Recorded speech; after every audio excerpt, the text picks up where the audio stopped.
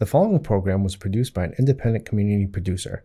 The opinions expressed do not necessarily reflect those of the ECAT staff or board of directors.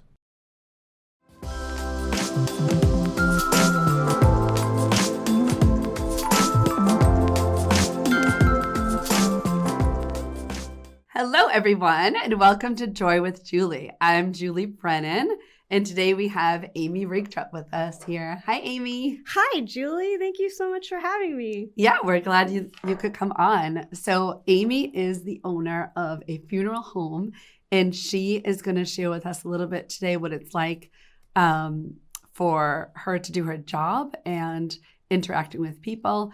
As you know, Joy with Julie is about joy, optimism, and you, living a life of happy, getting into your full joy, not living in fear, and doing your jam. All of us were given talents and gifts, and I really feel those of us that are successful in life tap into those talents. So being an optimist is a part of life. And Amy, I can't wait to hear, about you and how you live a life of joy. Awesome. I try to find joy in everything. And in my profession, everyone assumes, oh my God, you're a funeral director. All you see is tragedy. And yes, I see a lot of tragedy. But what people don't know is that I see the truest epitomes of joy. I get to hear stories that most people don't ever get to hear. I hear thousands of eulogies, which are the most beautifully written and delivered testimonies to people's character and humor and sassy old ladies and emotional old men and hearing stories about actual marriages that lasted 60 years. Love it. And I don't know, there's a lot of joy in... I don't know how to put this correctly, but I really believe at the core of myself that the key to happiness is kind of hidden and held back by our inability to handle our grief well. Oh my goodness. So that makes a lot of sense. Because grief and love are so intertwined. Mm-hmm. And whenever through my own grief, I've come to points where that wave has knocked me over, behind that wave has always been euphoria and love and love an for the person, appreciation right? for everything. Yeah. I don't know, you grieve the people you've lost, but everyone that has been a part of your life is part of who you are. So there's gratitude and appreciation.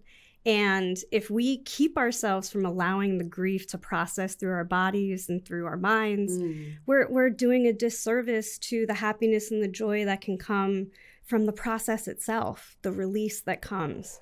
Well, you would think that we rehearsed this and this is totally off the cuff. So I love that because I feel like your soul is speaking to my soul. And so I'm deeply connected with educating people and spreading grief awareness because I think in America, we're so far behind.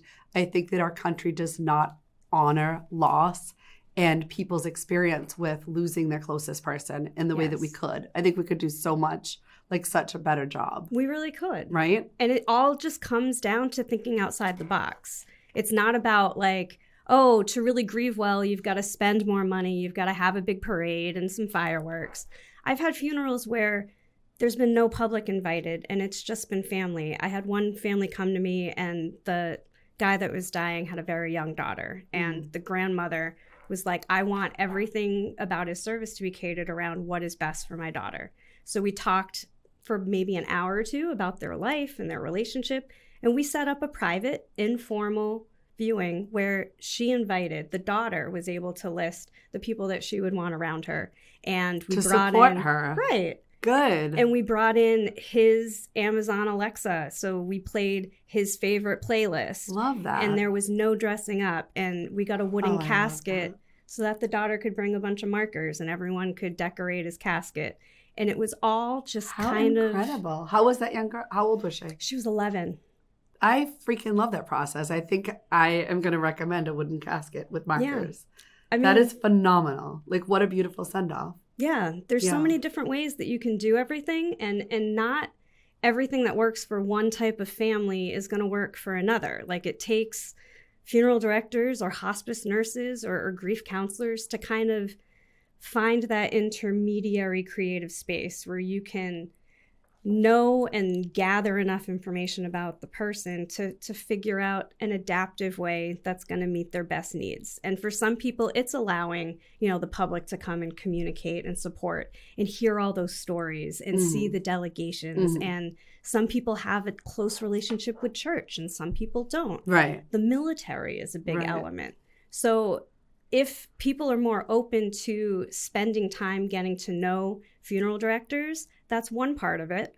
But the other part is having more conversations within the family itself about what each person wants and doesn't want for their own services, getting feedback from the kids. And those tough conversations could lead to beautiful ideas like, hey, it would make us really happy if we did like an oyster party because that's your favorite meal. And maybe we give everyone like oyster shucking knives. You know what I mean? Like you can totally adapt how you honor people. You just gave me a couple of thoughts. So one being, so 15 years ago when I was 34, I lost my closest person. So it was tragically, he was in a one-car accident. He died on his way home.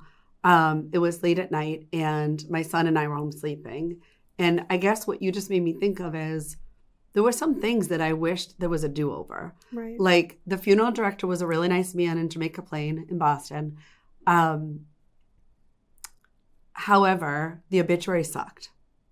So the obituary for John was terrible. My mom let me know. And I remember she was like, because obituaries are a thing for generational, right? Yeah. So I remember she was like, but it was after the fact. Like it was already out in the Boston Herald. Right. You know what I mean? It was already out in the Brockton Enterprise. And it was like the least of my worries was that obit. I don't even know who gave him the info. He asked me some info when I was like in zombie mode. Right. I mean, Johnny was 38. I was 34. Our son was 3. Right. And I was 3.5 months pregnant. So the obituary was not at the top of my list. However, when I see obituaries nowadays or tributes, there's some beautifully written ones. Yes. He deserved a beautifully written one. I wish somehow someone took that on. Right. And it is what it is. You know what I mean? It was temporary. It was in a short time period. Right. But so that's one thing. If there was a do-over, I wish it was done better. I remember the funeral director looking out for me. So because he died in a car accident, there was what was supposed to come to our family was an $8,000 death benefit. Yeah. I guess when you die in a car accident, that's a thing. I would not have known that. I had to report that our car got totaled. Yeah. He was driving my car, so it was like a thing. So I remember the person telling me that we would get this death benefit. And for whatever reason, when you go through losing your closest person, it's not like you're always rational. Right. So what happened was I knew that 6 months later we were having our child, our second child. I knew that I had a 3-year-old son. I knew that life had to be figured out in a minute because he was gone and just wiped off the earth. Right. So when we met with the funeral director a day later, I remember telling him that $8,000 benefit would go to the funeral parlor and to help defray the cost of the funeral. And the man looked at me and he said, that should be for you and your kids. And I looked at him and I was like, this is it. And I go, nope, it's to pay for his services. And all I can say is I think you should have a really good team around you when you lose your closest person, when you do these arrangements, because it's really hard. I made one dumb decision that it is what it is. But besides that, that money to me, it felt like, I don't know how to describe it other than blood money. Like he died in an accident. I didn't feel like my family should benefit from it. Like here's your payoff. And it was only $8,000. It's not like it would have went far with 2 kids in daycare. But I just used it to cover that because I felt like it was a death benefit. Boom, it's going to pay for his services. Especially in that moment, how it made you feel. And it didn't even come in for a year later, but it did go to the funeral parlor. And so I wonder if you deal with young families that lose a parent or a spouse. We were 34 and 38, and the Tuesday after his death, we had an appointment with the life insurance guy that didn't happen. So we did not have life insurance. We were in our 30s. Yeah. Never would I have expected him to die before 40. Right. Do you deal with families that don't have life insurance? Yes, a lot. And those are usually the families that you see the hugest outpouring of support from their either closest family circle, closest friends. I've seen a lot of businesses step up. Wow. How beautiful. We had a young woman, I forget which restaurant she worked for, but she worked for one of those like chain restaurants, and her mother died suddenly, and she was the only other family that this woman had. And that chain restaurant paid for the funeral. And that blew me away. That's a like beautiful chain gift. Restaurants get a lot of, diss and flack. And that was a beautiful thing. And I found out they have a fund for this. You know what I mean? I've seen, so when employees have a close loss, they have a fund for helping them. That helps them. That is a beautiful human that thought of that. A good use of resources. 1,000,000%. Yeah. And I love that you brought up obituaries because I've been on TikTok for a while. Like one of my goals. Who are you on TikTok? I'm Funeral Lady. Funeral Lady. Yes. Okay. I love that. I get called two things out in the wild, and Undertaker and Funeral Lady are two of them. Funeral Lady. Yeah. Oh my God. That's awesome. So I just use that. But I try to like put information out there that my industry doesn't feel comfortable talking about. But these conversations need to be had. And I feel like it really helps in an informal setting to help people understand different options and traditions and where, funeral options even come from, different stages of grief, like how to involve or not involve children. Okay. I love talking about like military honors and logistics. Mm-hmm. Like a lot of people don't understand like next of kin and what do you need death certificates for? How does Social Security work? Right. So I make these little TikToks, which are great because they're like little topic-driven videos. So my most viewed TikTok is about obituaries, just talking about how they work.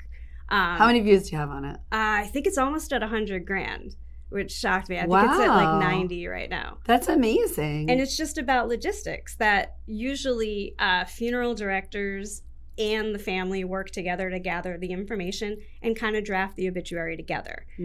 Before maybe 2003, 2005, obituaries themselves were usually free in the newspaper. What the families paid for was like a death notice. So the story of the person's life, the narrative would be free, and the newspaper would format it. So there would usually be a fax, like a form, where you'd input certain things: employment, family, widow, spouses. Yeah. Okay. And then the death notice would be a separate article that you'd pay maybe $75 for, and that would just have the funeral information. So it was more affordable to get that funeral information out for a couple of days, and maybe one day for the obituary. And that all shifted in the early 2000s. Newspapers started charging for obituaries by length usually. But what opened the door, in my opinion, is they got rid of the format. So yes, you had to start paying for obituaries, but now whatever you submit is what prints, as long as it's not a bunch of swears. Yeah, right. So now families had a little control over length and how much or how little they wanted to put and what was shared. Okay. The range I've submitted over the years is the lowest was maybe $200, and the highest, this guy demanded to have his obituary in the New York Times, and it was $5,000. Wow. Without a photo. To add a photo would be another $1,000. He just wanted to be in that paper. He wanted to be in that paper. It meant the world to him. So that's what he got. Interesting. Yeah. Wow. But also on TikTok is this amazing channel called Tips from Dead People. Okay. And this woman reads obituaries. Okay. Either she finds them or people send them to her. How fun. And she finds these really well-written, uniquely composed obituaries from all over the country, sometimes outside of the country. And then she gleams from each obituary kind of like a life lesson. Oh my goodness, that's beautiful. She's my favorite channel. I'm not even on TikTok, but I'm going to be on TikTok just because of these two things. She's worth it. Funeral Lady and Tips from Dead People. Okay. She's worth it. And I sent her my favorite obituary, which the first line is, Wes liked big butts, and he could not lie. No, from Sir Mix-a-Lot. Yes. Ah! He was a friend of mine. And he was a very non-traditional man. He was a Viking, that is amazing. Theater guy, a rock star, a biker. He was just not. I love that. So what? The minute I knew he died, he was in my head like, do not do anything normal for me. So I had to write his obituary in this that's fabulous, crazy way. And so that's so funny. You just gave me a spark idea of I joke with my kids at least twice a year and say, just remember, when I die, on my headstone, you will put fun-loving mom. Yes. Like, I just want to be known as the fun mom. Yes. Yes, that is a And trophy. if I die as the fun mom, I'm totally cool with Right. that. You know, It's that like, I check. loved them to death and we had fun. Yeah. Yeah, it's so funny. But, wow. So living a life of joy. So you're in this industry that I feel like most people would be like, holy, like I couldn't do that, right? Yeah. That would be hard. Yeah. So somebody has to do it. We're grateful you do it. But how do you keep your level of joy up if you're always around people that are mostly sad because it's their hardest time of life? Humor is a big helper for when we're helping people and also for our daily lives. If you want to hang out with the most fun-loving and positive-minded, fun-humored people, hang out with a bunch of funeral directors. Get out of here. Well, if you think about it, we're reminded every day how short life is. Oh, you know what I mean? yes. Like, so you're constantly reminded to make the most out of every moment that you can. So you're not sarcastic people. We are. You are. Okay. When it like plays right, because Okay. we've got really great humor. Okay. Like because dark humor. I feel like you'd have humor- dark, sarcastic humor. We definitely do have dark, sarcastic humor, I love that. and a lot of families appreciate it. Like when Okay. my cool. ideal, every time I meet with a family for an arrangement, sometimes it's an hour, sometimes it's 3 hours. Yeah. You gotta like meet them where they're at. Right. The goal is to leave that arrangement knowing that I've adapted the services and everything that they need to what their situation is, and that I've made it maybe a little less scary and a little less stressful. And if I can have them laugh at least once, that is one of those releases, I think, laughing alone. Just the act of laughing releases mentally and physically. Yeah, I'm sure it does. So much. I'm sure it gives off serotonin. Oh, so much. Yeah, I think that's beautiful. I would not have thought about that. I definitely would not think about that. In my own experience of planning my closest person's wake and funeral, I have my dad with me. That's it. Yeah. And his brother went. And like his mom and dad couldn't handle it, so they sent their son. Right. And yeah, we got through it and we made the decisions. Can I tell you the most ridiculous thing that I decided? Yes. Okay. So you got to remember, like, it was a tragic accident. He wasn't sick. Like, out of nowhere, he was just wiped off this earth, right? So here I am a day later in this funeral home in JP. His parents decided he was getting buried at a cemetery near them in JP. So crazy. We lived out in Brockton. We went to a church in Brockton. I grew up in Brockton. Right. I wanted to respect the family's wishes, even though it felt weird. Because it's like, wait a minute. We had this life together for 5 years. We were having our second child, and I don't have a say. So that was funky. But that's how it went down. Right. And so we went to this funeral home in JP, and there I am making these decisions. So like they asked me what color casket we want, like what kind of casket. And of course, money played into effect. Right. When he died, he was unemployed for 14 months. So I had $3,000 in the bank. I had scraped up all my money paying all the bills all along. He was unemployed for 14 months. That's a long time, you know? So money played into effect for some of the things, but oh my God, we got to these decisions. I pick out the light blue casket because light blue was his second favorite color, red being his first. And I end up paying $500 for an encasement for the casket. You know why? Why? Because in my crazy of like the mode that you're in of burying your best friend, he didn't like bugs. I share that $500 I spent on this stupid case that went around the already expensive casket because the dead body of my best friend was going in the ground. $500. And you didn't want bugs. So it was this gold obnoxious like box that went around this beautiful casket that is freaking in the ground. Why did I do that? Like, I think we make decisions that are dumb or like just like you're in an irrational moment. Like I shouldn't have at 34 years old buried my spouse and partner. Right? Right. So like I was thinking about what he's like in real life and that he was really didn't like bugs. That's a very common Is that thing. nuts? It's totally not nuts. Holy God. I had one lady, so the cemetery had called me and was like, Amy, there's a lady coming to the funeral home. We sent her to you because we don't understand. She kind of speaks broken English, Portuguese. Okay. And we don't understand what she exactly wants. Okay. So we're sending her to you. I love it. Heads up. I'm like, all right. So the woman comes in and her husband's already buried, like at the grave. And the mausoleum's like up on a hill. Okay. So we get my mom to come down to kind of translate. Me, her, and my dad are talking. And what we find out is she asked the cemetery, when I die, she's like, I want my foot to the stone. Oh. And they said, no, it's head to the stone, which is typical. So her grave, the stone's in the middle. Her husband's head is to the stone this way. The chapel's up on the hill over here. Her body is on the other side of the stone. That's where her spot is. So she wanted her foot to the stone. And the cemetery was like, no, that's against our policy. And she was so upset. So my mom started asking her more. Like why, right? We figured out why. Tell me. Her reasoning was because when Jesus comes, if she's facing that way, the head to the stone. Yeah. Tell me. The husband's going to rise up and be facing Jesus. And she's going to be facing, like, showing her butt. So when you say Jesus, is that God? Jesus. Oh, Yeah. Jesus. She wanted to be facing the right way in her grave so that when she rises for Jesus, she's going to face him and not rise up and, show Jesus her butt. How interesting. And that's why she was so upset. So we were she believed that it was her physical body that meets God or Jesus. Yes. Interesting. Yes. And she thought where the chapel was in the cemetery was where he would appear. And she wanted to rise up and be facing him.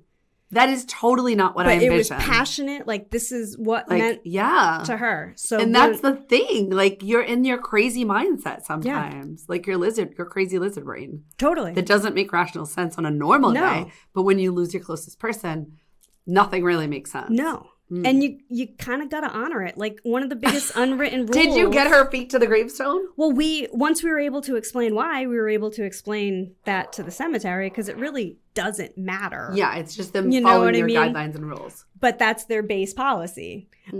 So we were able to work it out. But I mean, we get the craziest preferences. I had someone page me at 2 a.m. because they just wanted to know if they could be buried in fishnets. Interesting. Fishnet tights. I was like, oh. How fabulous. Like, just fishnets? Like, like why? It is 2 a.m, lady. The urgency, you know?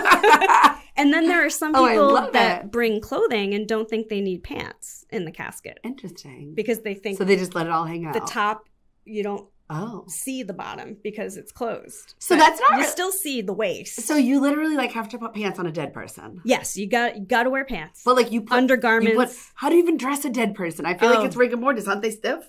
Not always. There's a period after. So do you have to dress these dead people rigor mortis? Well, part of the embalming process does kind of add some stiffness again, so we just kind of time it right. But we have ways to dress and cosmetize, and with men, the trick is you want to always make sure that their shoulders, especially with suit jackets, as long as the shoulders fit good, we can pull in the back because a lot of times people lose a lot of weight and then they want to rush to, get a smaller suit. But if it's pulling and doesn't fit right in the shoulders, that's the problem. So your shoulder width usually stays the same. Interesting. It's just you want to have extra room if they gained weight.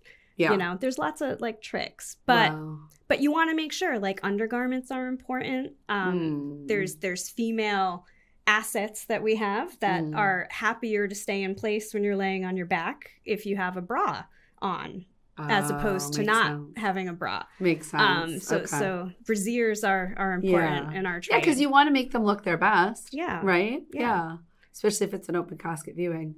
Wow. Yeah, there's a lot that goes into it. And then you get clients that just make you fall in love. Like we had this woman, she was an Elvis fan and she wanted a cardboard cutout of Elvis. I love that. At the wake. Like those realistic stand-ups? Yeah, life size. And we were like, yes, absolutely. And then she's like, most importantly, when you close my casket, put them in with me face down. Oh my God. We were like, go. I love it. Go. Yeah. That is adorable. Yeah. I thought you were going to tell me that she said play one of his songs. Oh, we played songs which would be too. fabulous. Yeah. I love it. I love it. Wow. So let's think about this. When someone is coming to a funeral home and they are making those arrangements, obviously for most of the people you meet, it's the toughest time in life. This loved one that they have, they are now putting them to rest, and they want to do it like honorable and respectfully. Yes. So I feel like you and I are similar in that because I run We Do Care, the organization that helps young widows and kids who lost a parent, I meet people in their toughest time in life. Yes. But I get to see them come back to a life of joy. Yes. Right? And you get to help. So much so. And a lot of people have this impression that like, oh my God, there's the grief lady, or like, oh geez, like that's just so sad.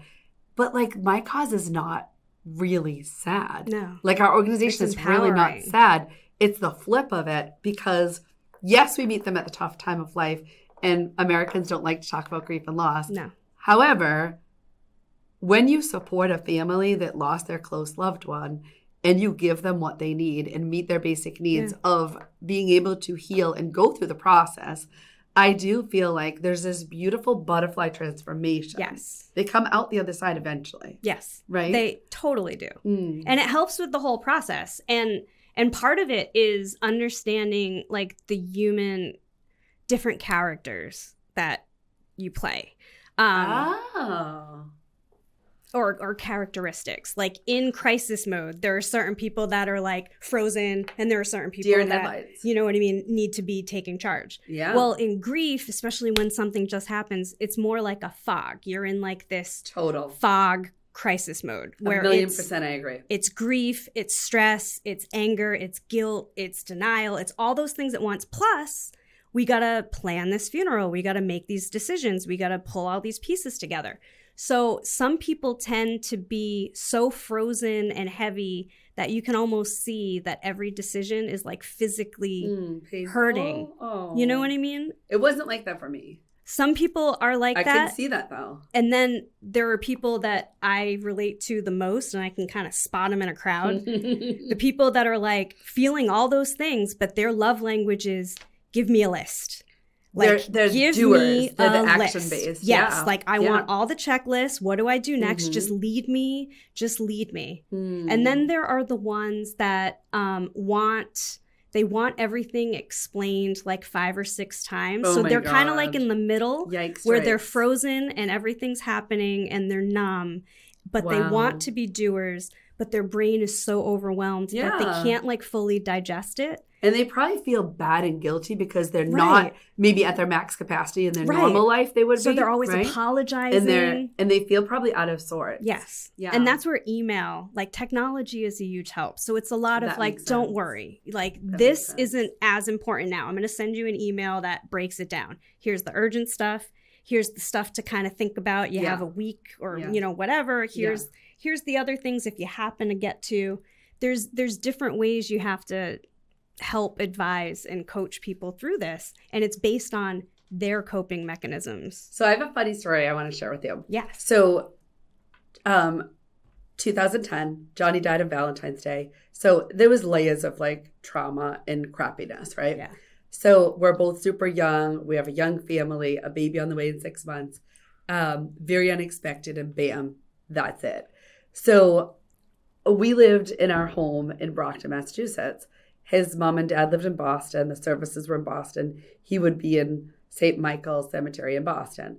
So, but we had this connection to our church family. Like I was in my church since I was 5. Wow. So I was there for 30 years, right?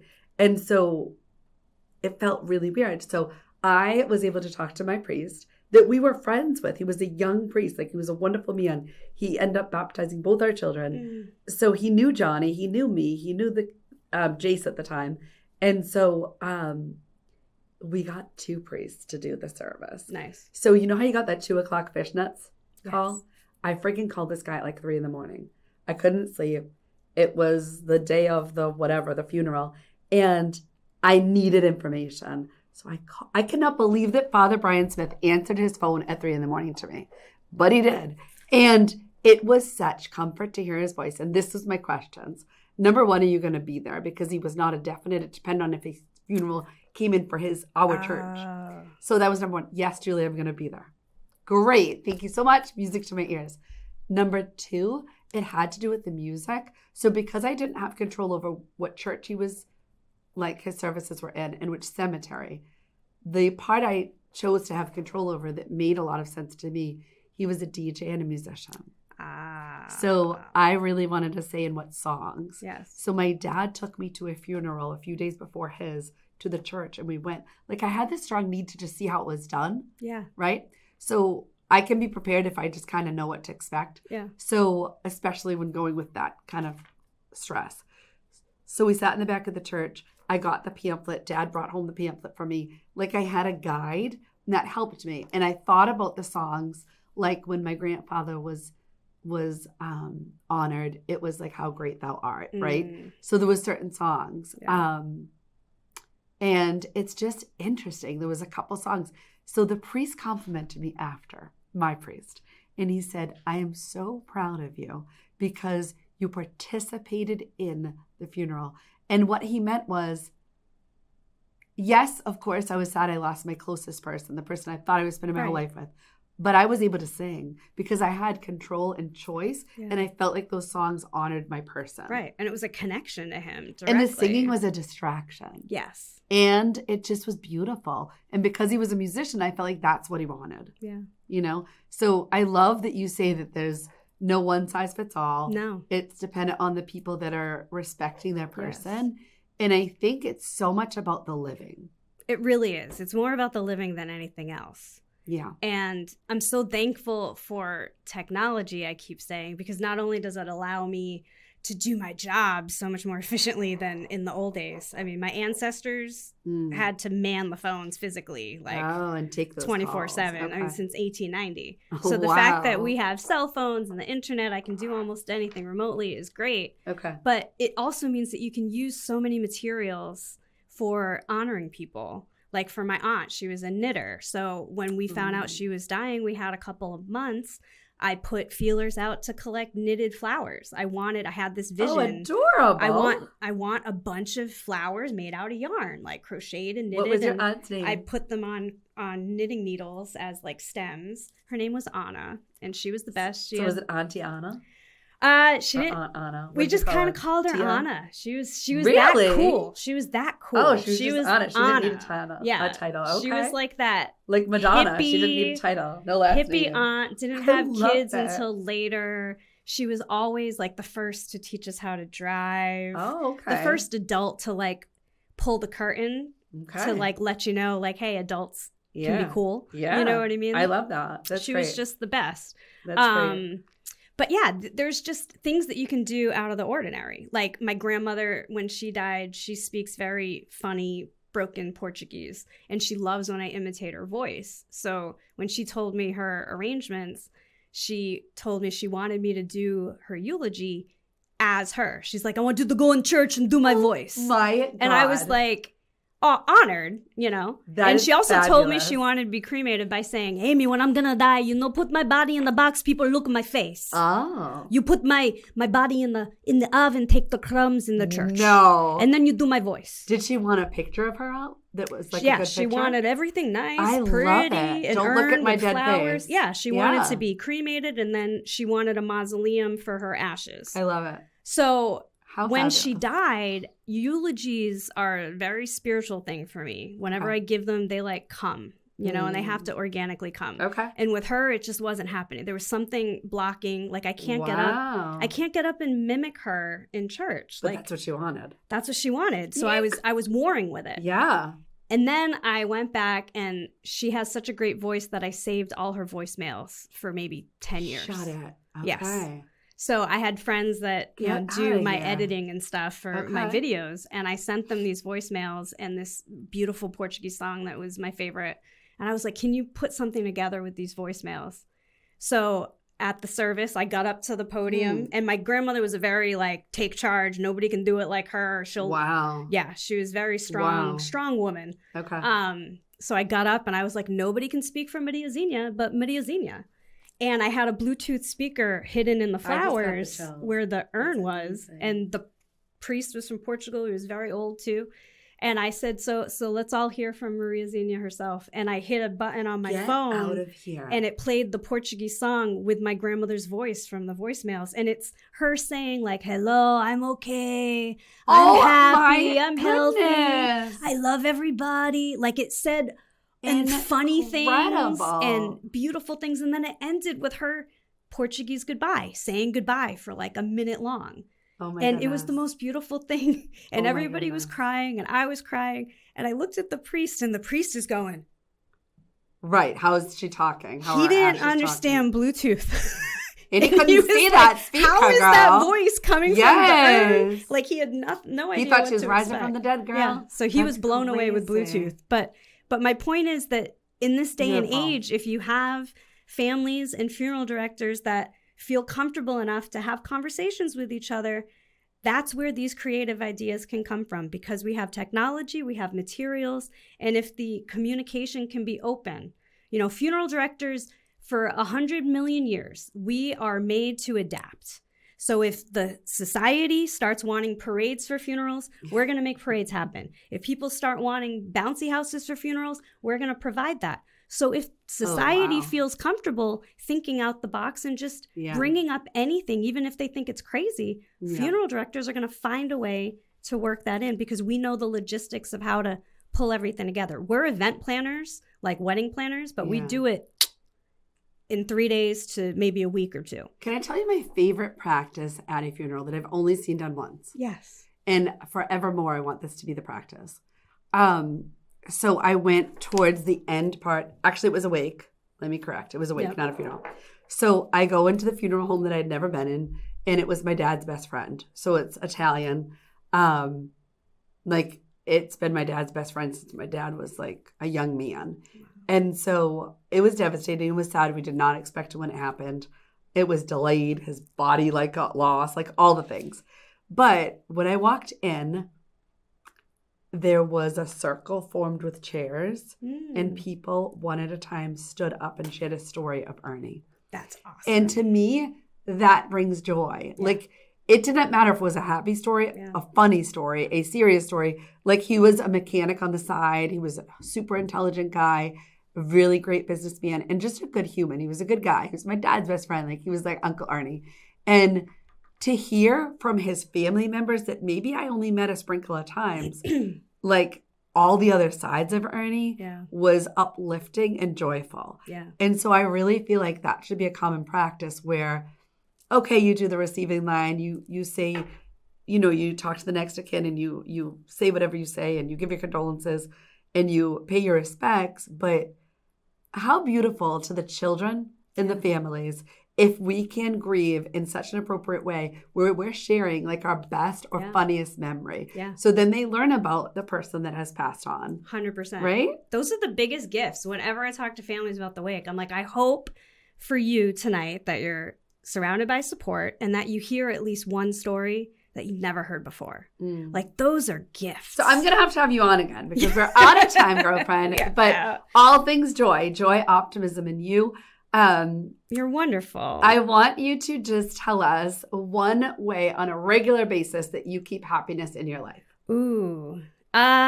One way, my biggest way is music and moving my body, like dancing. Movement. That's how I deal with my grief. Yes. It's movement. That's it's phenomenal. locked up in my body. That's wonderful. Wonderful. I love that. And I guess for me, it's the ocean. It's the water. It's recharging my brain when I'm sad. Yeah. And just to wrap up, I have a friend that just got put on hospice a couple of days ago. Last night was hard. I went there to see her husband and to see her. And it's the hardest thing I can remember doing in a really long time. And another friend met me afterwards and took me out on his boat. And I was like, oh my God, I feel like an 8-year-old. I felt like a little kid. And it released the trauma I just experienced because it's really hard to see my friend like this. Yeah. And so it was hard to think about her husband and the kids, you know, that are going to be left behind before we know it. And so I think that people need to know that, yes, we go through really hard things and challenges, and we go through things that we shouldn't have to go through, right? Earlier than we just shouldn't have to deal with it. And it's important to always find the glimmers. Yes. There's always things that can spark joy. Yeah. And like so- hunt the good. Yeah. I think it's a military thing. For me, it's flowers too. Mm. Like just looking at flowers Yeah. just makes me happy. Yeah. Yeah. And try to think, I don't know, one thing when you're about to lose someone is say the things you need to say, even if you don't think she can comprehend them. say it. The other thing is, I got that chance last night. Think about the things that you know she would be laying there wishing she could do, and do those things. When she passes on, like now and when she passes on. So like for anytime me, you can make her children laugh. For me, it would definitely be the connection with her husband and children. And a task, because she was an amazing anything you mother. Can help her husband. Like, he's going to be overwhelmed. He's probably going to have a time. Men have a harder time breaking that wall of release. Sometimes they have an easier time because they can be more physical than women, but emotionally, they sometimes have a hard time letting that release happen emotionally, especially if they feel like they have to hold everything together. Totally. You know, so anything you can do like that, right? to support because your basis is in that. Yeah. That's going to mean so much to her. It's like a gift of what she would want. I love it. To provide. And so for our last message today for our readers, I just want to say your happiness, mental state, and emotional state is crucial in this life. And there's been too many people that I've heard about that have died by suicide.